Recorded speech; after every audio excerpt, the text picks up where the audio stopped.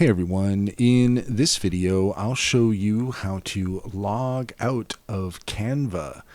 In order to do so, first off, here we are at canva.com, and if you're all logged in, then you should see a screen similar to this, and up at the top right hand corner you should see your account icon.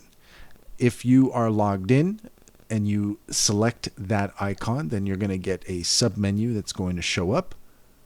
And what you're looking for is down at the bottom. You can see here the sign out button. We're going to go ahead and click on that. And there you have it. We're now logged out of Canva. If we want to jump back in, we can just go ahead and click continue. And that's all there is to it. If you found this video helpful, please leave a comment and like and subscribe for more helpful tips.